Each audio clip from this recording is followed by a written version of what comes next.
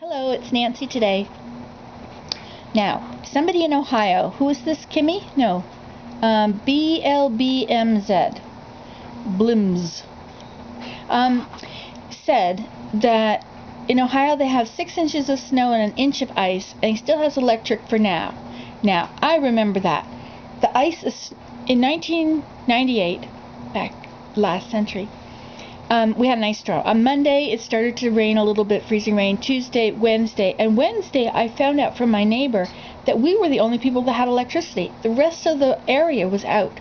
And so what I immediately did was I did all the dishes, I did all the laundry, and I filled the bathtub with water. I filled buckets, every container I could find, I filled with water. I put buckets in the bathrooms for flushing the toilets, because when the electricity goes off in the woods here, we're on well, so you don't have any water. I filled the bathtubs. I did everything I could about. I got a pot of water for the stove and put it on the stove so we would have hot water. I also took a dish tray, a dish tub, whatever, and I put some bleach in it with water so that you could rinse your hands in bleach water, because you don't want germs going around. What else did I do? Aluminum foil is really important. Like if you have a wood stove, which you really need if you don't have electricity, unless you have oil furnace or something. But anyway, well, even them, they need electricity. So the wood stove, if you take aluminum foil, you can cook your potatoes and your vegetables. You can put all your food together in aluminum foil and cook it in your wood stove. Also, if you have a Dutch oven, you can cook stuff and put it on the wood stove or in the wood stove. You can use a frying pan, open the wood stove door, put a frying pan, if you've got a front door, you can't do it from the top, but you can put your frying pan in there and cook with it. But you have to wait until your fire is pretty well gone down so that you're just using coals, otherwise it won't really work. You can also roast marshmallows in your wood stove or in front of the wood stove. Have you ever tried that anyway? Oh, the kids will love it. Yeah, sit in the living room all around the wood stove and roast marshmallows on coat hangers. Open up the coat hangers.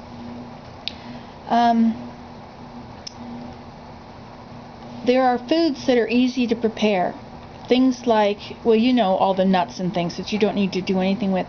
Couscous. Have you heard of couscous? This is little tiny yellow balls, very small, like tapioca. And they're pasta. And it's C-O-U-S, couscous. I guess it's from the Middle East. And you put water over it and let it sit for 15 minutes, and then it's ready. Also, oatmeal, instant oatmeal. You can just pour warm water on it. It doesn't have to be boiling hot. You don't have to cook it in the microwave. And then, of course, you've got your canned stuff. If you've got cans of food, then you're set. Make sure you have a can opener handy, not an electric can opener, a regular can opener. Also, if you've got ice, if you have a wood stove, ashes, you can sprinkle your ashes on the ice to get out. I remember during the ice storm, I had 3 little children at home. 98, 2008, 2009. So it was 11 years ago. So my oldest was 9. My oldest at home was 9. I had a 19-year-old or 17-year-old, a 9, 7, and 5-year-old. And so they went outside because they wanted to go outside. They always would go outside. But we live on a hill. Everything is a hill all around us, except right out by the driveway. And they went down the hill, and they didn't mean to go down the hill, but they slid, and they couldn't get up. And they were stuck. They could not get up. The ice was so thick that they couldn't bang their feet to break through the ice and be in the snow under it. And so I went to the wood stove, and I got ashes, and I just walked toward them sprinkling ashes in front of myself.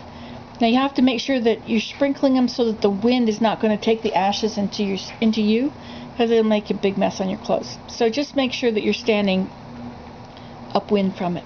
So I scattered ashes down to my children, and they were able to walk up to the house. I know, it sounds really silly, but if you have an ice storm, that's important.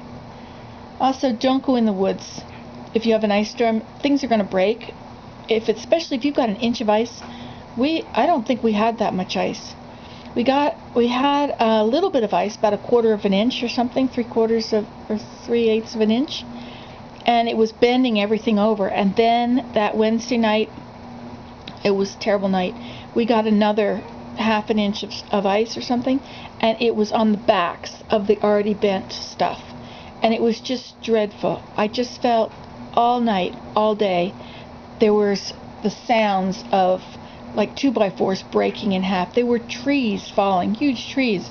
The amount of ice, I think it was 3/4 of an inch that we had, and it's like the weight of a VW, a bug up in a tree, 1,000 pounds or something like that of extra weight.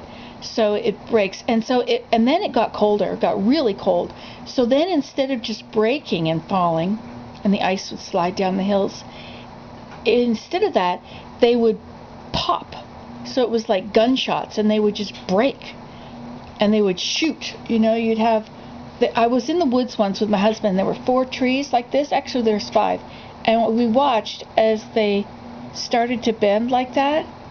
And then when it took a while. They were moving slowly, but then when they got that way, the bottom one shot off, and the next one shot off, and the next one, they just broke at where it was something. I've still got all these crownless trees around. Well, most of them have grown back, but the ones that died are still spikes into the air. All the trees look like poodle trees. They were just these shoots. I mean, in the spring they look like poodle trees because they try and stick out new branches. It was like a war. I mean, you